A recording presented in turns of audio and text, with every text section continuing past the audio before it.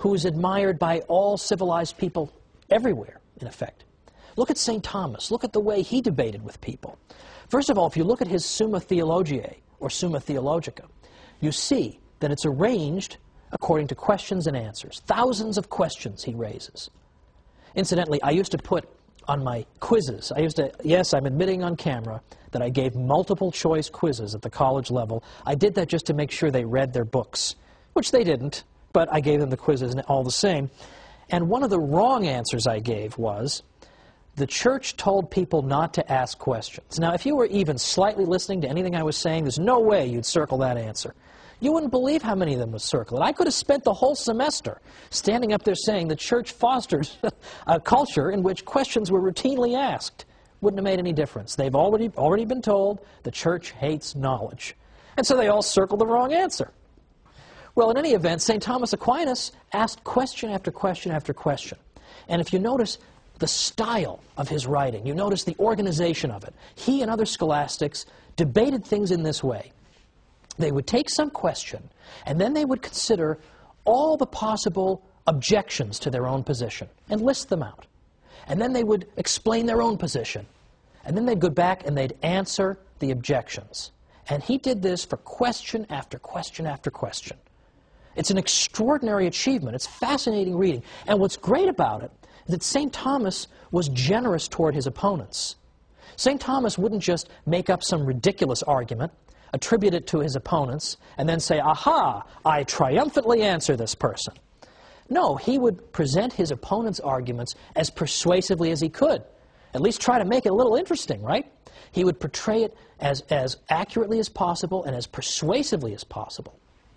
In fact, in some cases, St. Thomas would even think up arguments that his own opponents hadn't even thought of. And he would say, well, wait a minute, you guys also have this argument and this one. I'll give you those, and then he'd answer those. I mean, that is an honest debater. That's what Western intellectual life was like, and you see it in St. Thomas. It's organized in effect, the format of a debate, an ongoing debate with antagonists. That is an extraordinary achievement. That is what our Western civilization is about. It's not just uniformity, it's debate and discussion. Now, one of the great historians of science in our day is a man named Edward Grant. And he looked back at these medieval universities not long ago, and he found something very, very important there.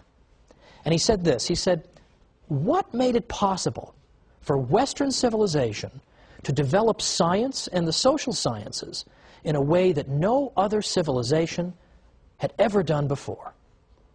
The answer, I am convinced, lies in a pervasive and deep-seated spirit of inquiry that was a natural consequence of the emphasis on reason that began in the Middle Ages. With the exception of revealed truths, reason was enthroned in medieval universities as the ultimate arbiter for most intellectual arguments and controversies.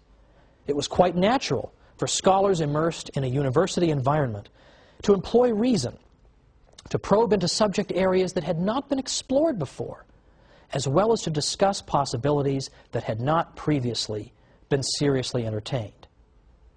And Professor Grant went on to say that the commitment to reason and rational discussion that we see in the Middle Ages and that we see in our modern world, this is one of the great gifts of the Latin Middle Ages to our world.